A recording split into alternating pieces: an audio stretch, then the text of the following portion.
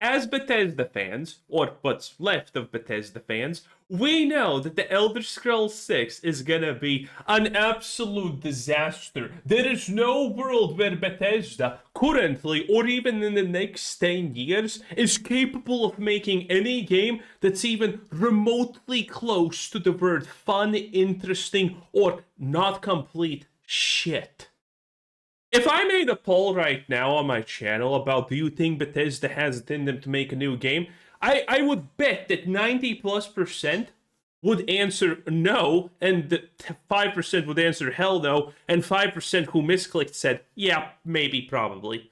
It's not even close. No one believes that Bethesda is gonna do anything good. Every time I hear Elder Scrolls 6 news, I get honestly sad because I want that franchise to succeed. I want Elder Scrolls to be great.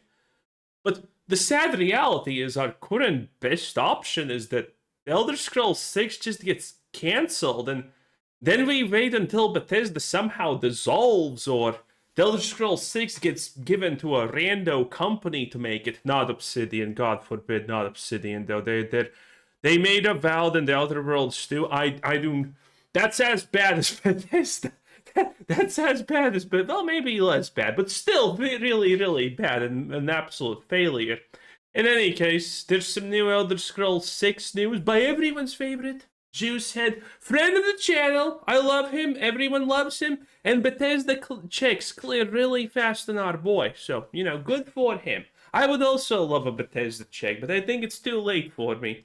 We just got a really surprising update on The Elder Scrolls. The new Xbox CEO that just stepped up mentioned The Elder Scrolls is a part of her future plans. And if you're interested in The Elder Scrolls, I think this is going to be very... By the way, such astonishing news. CEO mentions one pillar of their gaming division as something that they're going to concentrate on. Mind blown. I mean, mind blown, boys. Very relevant for The Elder Scrolls 6, particularly if you like mods. Matt Booty and Asher Sharma are the two current Xbox execs, and they recently posted We Are Xbox. This was intended for the Xbox teams globally and basically laid out their updated strategy and goals as they take over as this new leadership. So as a part of Xbox content strategy going forward, they want to elevate creator-centric platforms. Fun fact, I really love the idea that these people are going to talk about the new plans for Xbox, while they have not implemented a single new plan. Everything that's currently happening, yes, the cancellation of everything is Xbox, every single thing that people are currently kind of saying is vaguely good about Xbox is not a single thing that these people have done. It's the old people who got fired, who have now fixed their mistakes, and now their work is being accredited to these people who have done, as far as I can tell, by the way, nothing. It's been like 3 months or something since they took over, and they have done nothing. It's actually very concerning. Like Minecraft, The Elder Scrolls, and Sea of Thieves. And while this overall memo is getting a ton of analysis, a ton of people have just read past this segment because I don't think they actually realize what this means. What even are creator-centric platforms? And I'm here to tell you, this is a big deal. Here, Asha Sharma is talking about Yeah, this definitely sounds like a paycheck being cleared. mods or user-generated content. And I mean, hey, it's the new Xbox CEO, so a big part of this is paid mods for the Elder Scrolls, and specifically how Xbox plans to elevate that going forward, whatever that means. And if you haven't been paying attention, something in gaming is changing right now, and what many fans don't realize is Bethesda has been on the forefront of this. This being the Roblox effect. Yeah, I could see how many of you aren't that tapped into Roblox, but thankfully I am. And you'll have to start paying attention because this is now changing how other games are made. Roblox has this very extensive game customization system, so you could basically create your own games within Roblox, and then you could sell these experiences to the player base. And when you couple this reality with the fact that people are playing the same games for longer and longer, you might have noticed this behavior even in yourself? Like, have you been playing games that you bought over 5 years ago? Yeah, a ton of Yes. people are. It's a big shift in user behavior right now. The problem is, for game companies, you only have to pay for that game one time, right at the start of this. But if you continue to play that game over time, they want you to be able to continue spending money on that game. And for lots of people, they're no longer spending a bunch of money on new games each year, and instead, many people are spending more money on their favorite game. So what you're seeing is with Okay, I understand where Juicehead is going with this, but that's not how this works for things like paid DLC, okay? People are playing the games because they're good and they don't want to, and people don't have just that much money to spend around. Again, the new generation currently that's, 19, 20, 15, 20, 22 or whatever, is the same as us when we were growing up. We didn't fucking have money for this, and so don't they. Nothing has changed in that respect. The plebs are still the plebs, yay. We have money to spend now, and we're choosing to not spend it, but that also means we're not gonna buy your stupid, stinky mods for Skyrim. First of all, there's free alternatives that are better. And, if by the way, modding goes into the way of, okay, if you really like this mod, let's support them on Patreon. Bethesda has no recourse to that. And, well, they do have one, and that's trying to sue people and changing the EULA. But, I mean, that would destroy them. But then again, Bethesda's already kind of destroyed. Roblox, a ton of people are sticking around and just buying games in the game, basically purchasing additional user-generated content. And that is really important, because it allows Roblox to be a storefront. So the Roblox developers are taking a nice percentage cut of everything being sold, while not actually having to develop the content themselves. And since they've been doing this for years, they have a giant library of content that just continues selling. Yeah, but this is also kids, literal kids, and half these games are literally the size so Dr. Disrespect can have a little bit of private, you know what I'm saying. And well, yeah, this has been a thing for a while now. There's a reason companies like Xbox and even their new CEO are starting to take notice and mentioning this in their new memo. Because in a recent report, it was revealed that the top 10 Roblox experience devs made on average $40 million each in 2025. The top 1,000 developers made $1 million each. In other words, last year, Roblox made 1,000 game devs millionaires. Because the other huge aspect of this is crazy Is that actually even true, honestly? Because what is this? They're not saying this is what they made, okay? They're not saying this is what they made. Also, good luck. You understand how, by the way, fierce and unbelievably high the competition is for Roblox? That the fact that there's 1,000 developers in the first place? There's not 1,000 developers on Steam! No, I'm not kidding, by the way. There's not 1,000 developers on Steam. And Roblox has the Roblox probably has tens of thousands of developers. In game devs, millionaires. Because the other huge aspect of this is crazy profit margins. You only have to make the game once, and then once you list it on the store, the game continues to sell over time and doesn't require much overhead to maintain by the devs.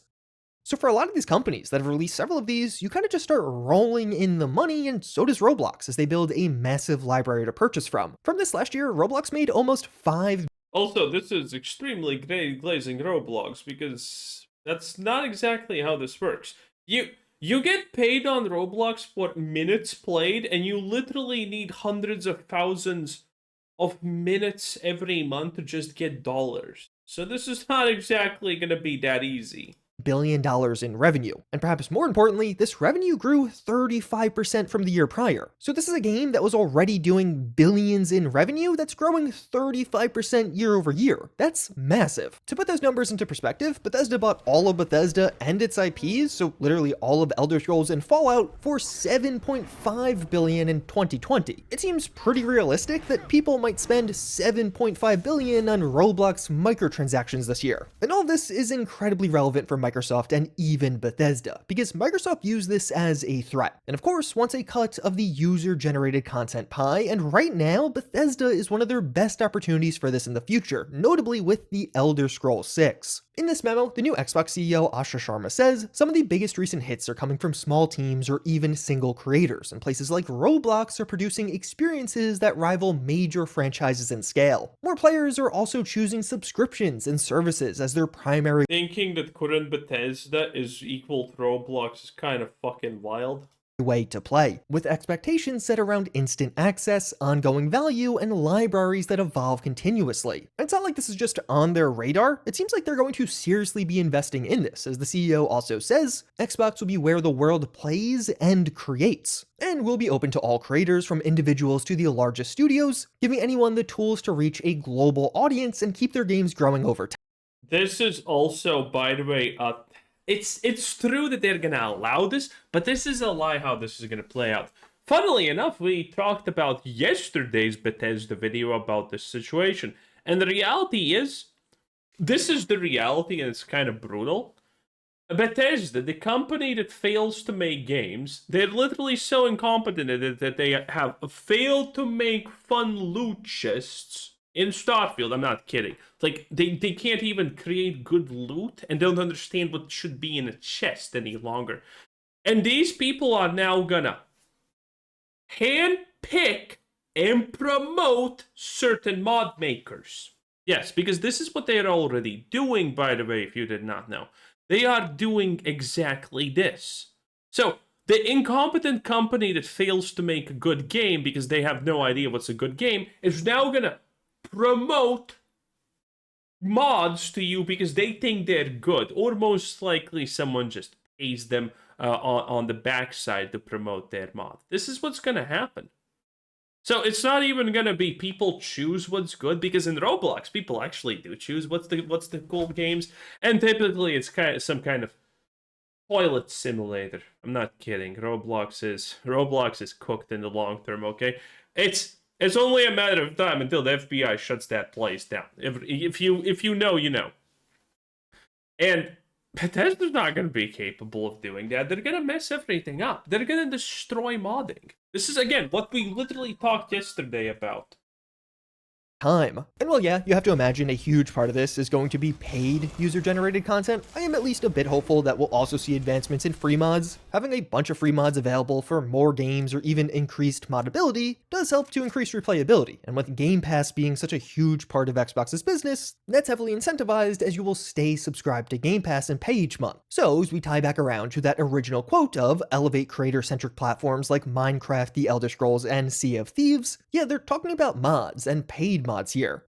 Minecraft already has a massive paid mod scene with its marketplace. This also is closing in on payouts in the billions, but it's not nearly as large as Roblox right now. Sea of Thieves is in the midst of adding in custom seas, so players can make more unique experiences and tweak additional aspects That's good. Sea of Thieves is at least a good game. of the game on their own servers. You have to imagine this will have some kind of paid opportunities around it in the future. And I mean, hey, let's see what gets announced at the Xbox showcase in about a month now. And with the Elder Scrolls 6 right around the corner, that game could genuinely end up being Right around the corner, eh? Interesting. the biggest paid content opportunity yet. Because what I think a lot of people have just missed is, over the past couple of years, Bethesda has quietly evolved into a games as a service company with their single player titles, and they've done this rather successfully. Like, yeah, sure, we've all seen the new take on What is this insane glaze? Bethesda hasn't done anything successfully for the last 15 years.